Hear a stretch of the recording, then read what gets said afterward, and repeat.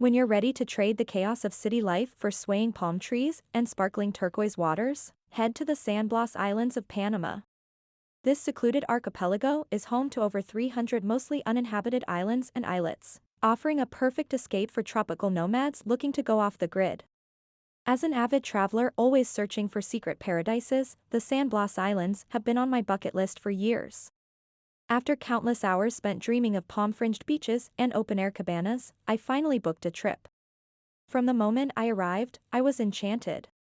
No roads, traffic, or sprawling resorts, just rustic cabanas, fresh coconuts, and a sense of blissful solitude. The days unfolded unhurriedly, filled with swimming, snorkeling, napping in hammocks, and bonding with the local Cuna people. The San Blas Islands are a place to disconnect from the world and reconnect with nature. If you're craving adventure and serenity in equal measure, start planning your escape to this secluded tropical utopia. Life moves a little slower in San Blas, but that's why it's so magical. The idyllic San Blas Panama archipelago. The San Blas archipelago is a tropical paradise of over 300 islands along Panama's Caribbean coast. As a digital nomad, I've been fortunate to experience island life in San Blas for months at a time. The islands are home to the Cuna indigenous people, who govern this autonomous region. You'll see Cuna women selling handmade textiles and bracelets, while most Cuna men work as fishermen. Staying in their rustic cabanas and eating fresh seafood with island families is a highlight. Transportation between islands is by small boat, called us, and the beaches are pristine. My favorites are those of Isla Pero and Isla Diablo, with soft white sand and swaying palm trees. The sky ignites in a fiery show when the sun sets over the sea each evening. There's little infrastructure, so be prepared for basic living. Some islands have solar-powered electricity for a few hours each evening, but others are off the grid. Fresh water is limited, so quick bucket showers and drinking rainwater or purified water are common. Despite the simplicity, the natural beauty of San Blas made it easy to unplug from the stress of work. My days were filled with swimming, snorkeling vibrant coral reefs, kayaking mangrove forests, and stargazing at night. The opportunity to connect with the rhythms of nature and thoughtful Cuna locals made this a profoundly peaceful place. The San Blas Islands are an ideal secluded getaway for any digital nomad or tropical beach lover. The hardest part is leaving this Caribbean paradise behind. How to get to the San Blas Panama Islands. Getting to the San Blas Islands is part of the adventure. The most common way is to take a 4x4 from Panama City to the port town of Cardi, then hop on a boat for the final leg to the islands. The drive from Panama City takes about 5 to 6 hours. The roads are bumpy, but the scenery is stunning as you wind through mountain rainforests and indigenous villages. Pack a lunch, chargers, and anything else you might need. There are limited stops along the way. Once you arrive in Cardi, you'll switch to a motorboat for the 30-minute ride to the islands. The waters can get choppy, so if you get seasick quickly, take something ahead of time. The boat will drop you off at your chosen island, whether a developed one with an eco-lodge or a more rustic one where you can camp under the stars. Getting around between islands is easy. Wave down one of the local boats and negotiate a price to take you where you want to go. No fixed schedules here. Some islands are close together, while others can take over an hour to reach, so plan accordingly. The journey to San Blas is part of the adventure. With stunning scenery, cultural encounters, and a sense of being in a place that time forgot, the long road and boat ride will be quickly forgotten once you step foot in an island paradise. Enjoy the ride, you'll be there before you know it. When is the best time to visit San Blas Panama Islands? The best time of the year to visit the San Blas Islands is during the dry season, from December to April. This is when there is little chance of rain, and the seas are the calmest, making island hopping and beach adventures most enjoyable. December to February are the most incredible months, with average highs of 82°F, so it's perfect beach weather without being too hot. The crowds are larger during these months, especially around Christmas and New Year's, as many Panamanians take vacations to enjoy some island life. Accommodation rates are also higher during peak season. March and April are shoulder months before the rainy season begins in May. The temperatures start to rise to average highs of 86°F, but there are fewer visitors and lower prices for lodging. The seas remain flat, ideal for snorkeling the coral reefs and paddling between islands. I spent a week in late March hopping between a few of the San Blas Islands and found it was the ideal time to visit. The weather was consistently sunny but not sweltering, the beaches were uncrowded, and I scored a beachfront cabana for under $30 a night. The locals I chatted with said March and April were their favorite months because the climate is pleasant and the tourism season is winding down. Life returns slower, but the rains have yet to begin. No matter when you go, be prepared for a rustic experience in San Blas. Many of the islands need more infrastructure and access to resources. But the natural beauty, seclusion, and opportunity to connect with the indigenous Kuna people make a trip to San Blas worthwhile any time of year. Just go in with realistic expectations that you're entering a remote tropical paradise. Island hopping in San Blas, must-see spots. Island hopping in San Blas is a must when visiting this tropical paradise.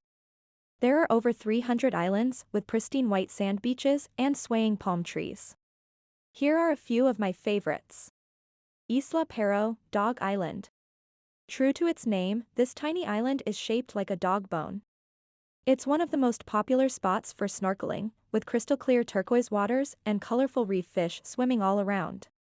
The beach has bleach-white sand and leans more rustic, with no facilities.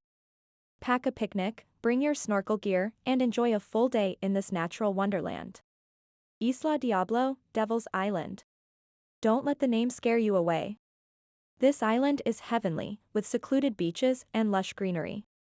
It's home to red poison dart frogs, colorful parrots, and other exotic wildlife. You can hike through jungle trails to secluded coves for a Robinson Crusoe experience. There are basic cabanas for rent if you want to stay overnight. Isla Pero and Isla Diablo are two of the largest, most developed islands, easily reached on a day trip or overnight excursion from Panama City or a San Blas village. But for the intrepid traveler, there are hundreds more undiscovered paradises to explore. Charter a sailboat to island hop at your own pace, drop anchor in secluded bays, and land on empty beaches. Some islands have basic infrastructure, while others remain entirely undeveloped. This is what tropical island dreams are made of. The San Blas archipelago remains largely undeveloped, with little access other than by boat. Most islands have no facilities, so you'll need to pack your own food, water, and supplies. But the rewards of pristine natural surroundings, secluded beaches, and a tranquil pace of life make the effort worthwhile. If you crave adventure in an authentic tropical setting, island hopping in San Blas should be at the top of your list. Activities in San Blas, Panama, relaxing and adventurous options. There are many ways to experience island life in San Blas, Panama. As a digital nomad who prefers a mix of relaxation and adventure, San Blas offers the perfect combination of activities for me. Relax on the beach. The beaches in San Blas are some of the most beautiful I've ever seen, with powdery white sand and swaying palm trees. I can spend hours lounging in the sun, swimming in the crystal-clear turquoise waters, or kayaking around the islands. The pace of life is slow here, giving you time to unwind, de-stress, and live in the moment. Meet the Kuna people. The Kuna indigenous people have inhabited the San Blas Islands for centuries. I learned about their culture and day-to-day life by visiting a local Kuna village. The Kuna women are known for their colorful molas, handmade textiles featuring intricate designs. Browsing the selections of molas makes for an enjoyable cultural experience and a chance to pick up a unique souvenir. Go island hopping. With over 300 islands, San Blas has so many places to explore.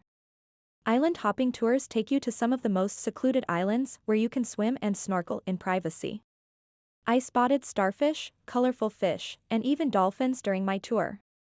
The boat rides between islands also provide scenic views and photo opportunities of the archipelago. Zip line through the jungle. For adventure seekers, San Blas offers thrilling activities like ziplining through dense jungle. Gliding high up in the canopy provides a bird's-eye view of the rainforest and wildlife below. After an adrenaline rush, I was ready to return to the beach for rest and relaxation. The combination of adventure and leisure is what I love most about San Blas. Whether you want to fill your days with activity or do nothing at all, San Blas, Panama has something for everyone. The natural beauty, seclusion, and slower pace of island life create the perfect escape for digital nomads and tropical wanderlusts alike. I know I'll be back again soon. Experience the Cuna Yala indigenous culture. Experiencing the Cuna Yala indigenous culture was a highlight of my trip to San Blas. The Cuna people, known as Guna, have inhabited the San Blas archipelago for centuries. They were one of the first indigenous groups to gain autonomy from Panama. Preserve their traditions. The Cuna strive to preserve their cultural traditions, especially regarding their dress, language, and arts. Cuna women are known for their colorful molas, handmade textile panels featuring geometric designs that they sell to visitors. Some Cuna still live in thatched huts and cook over open fires. They speak Cuna, their native language Spanish, and some English. Interacting with the Cuna people as I traveled between islands was fascinating. Some would paddle up in dugout canoes to sell their molas and crafts directly to us. Others I met while exploring the islands, learning about how they harvest coconuts and plantains to support their families. The Cuna children were incredibly endearing, greeting me with enthusiastic olas as I walked by their thatched huts. Community governance. The Cuna have a unique community governance system with local congresses that handle judicial, economic, and political matters. They are very proud of their autonomy and independence. Some rules they enforce seem strict to outsiders, like not allowing foreigners to stay overnight in Cuna villages or requiring Cuna women to dress traditionally. But this dedication to preserving their cultural identity is admirable. My time in San Blas gave me a glimpse into a way of life so different from my own. Witnessing how the Cuna people live sustainably and simply in harmony with nature and each other left a lasting impression. Their warmth, joyfulness, and sense of community are an inspiration. Experiencing the Cuna culture made my island adventure in San Blas genuinely unforgettable. Where to stay, rustic cabanas and luxury resorts. When planning my trip to San Blas, the hardest decision was where to stay. As an avid tropical nomad, I like to immerse myself in the local culture as much as possible. In San Blas, that means staying in one of the rustic cabanas dotted along the islands. However, a few luxury resorts also offer a comfortable home base to explore from. Rustic cabanas. The most authentic place to stay is in one of the locally owned cabanas. Usually constructed of bamboo and palm fronds, these open-air huts line the beaches of many islands. Expect sand floors, hammocks, and only a little else. You'll get an up-close view of island life and sleep to the sound of gentle surf. Some cabanas have private bathrooms and electricity for fans, but be prepared for primary conditions. The seclusion and natural surroundings more than make up for any lack of amenities. Some recommended cabana operators are Islas Secas, Octopus Lodge San Blas, and Coco Blanco. Rates are very affordable, around $30 to $100 per night. These cabanas give you an actual Robinson Crusoe experience. Luxury resorts. If creature comforts are a must, a few luxury resorts in San Blas offer high-end amenities with an eco-friendly vibe. My top choice is Yandup Island Lodge, a private island with just 10 bungalows. Each has a king bed, fan, electricity, and a private bathroom. Rates include all meals, focusing on fresh seafood and tropical fruits. Other perks are a bar, a small pool, and daily excursions to surrounding islands. While pricier than the local cabanas at $200 to $500 per night, resorts like Yandup balance rustic and refined. You still get a secluded tropical escape with upgraded facilities and service. A cabana or a luxury resort would be an ideal place to call home in San Blas. The choice comes down to how much you value amenities versus an authentic experience. Typical cuisine in San Blas, Panama: fresh seafood and coconut rice. The food in San Blas is as fresh and vibrant as the natural surroundings. Living on islands means seafood is a staple, and coconuts are abundant. On my first morning in San Blas, I awoke to the smells of fried fish, plantains, and rice drifting through the open-air cabana. Breakfast was red snapper, caught that morning, served with coconut rice, fried plantains, and fresh mango juice. The fish was delicate and flaky, and the rice was lightly sweet from coconut milk. Lunch and dinner featured similar fare, with fresh lobster, crab, shrimp, or tuna replacing the fish. One night our host family made a seafood stew called arroz con coco y mariscos, brimming with shrimp, mussels, and whitefish in a creamy coconut broth over rice. Ceviche, that is raw fish cooked in lime juice, is also famous. The lime juice chemically cooks the fish without heat, preserving its soft texture. In between the fresh seafood, we snacked on fried plantains, called patacons, and fresh coconuts. The Cuna would shimmy up palm trees, machete in hand, to cut down coconuts for us to drink right on the spot. Nothing is more refreshing than chilled coconut water and soft coconut meat on a hot day in the islands. While the men traditionally fish, women rule the kitchen. Cooking is done over wood fires, without ovens, microwaves, or other modern equipment. Despite the essential tools, the Cunas are masterful cooks, turning out flavorful and filling meals with little waste. The Cuna diet is all natural and organic by necessity. Most meals are gluten-free, dairy-free, and vegetarian-friendly. The seafood, tropical fruits like pineapple and bananas, rice, plantains, and palm oil provide a balanced diet high in nutrients. Little goes to waste in San Blas, with leftovers and byproducts often fed to animals or used as compost. Overall, the food in San Blas is healthy, sustainably sourced, and deeply satisfying. The fresh ingredients and seaside ambience make every meal like an island escape. If you visit San Blas, come with an empty stomach, you'll want to try it all. FAQs about traveling to San Blas Islands, Panama. I've got a few frequently asked questions about traveling to the San Blas Islands to share from my experience. Do I need a visa to enter Panama? Most tourists, including US, Canadian, and Western Europe citizens, don't need a visa for Panama and will receive a 180-day tourist stamp upon entry. Ensure your passport is valid for at least 6 months from your trip date. How do I get to the San Blas Islands?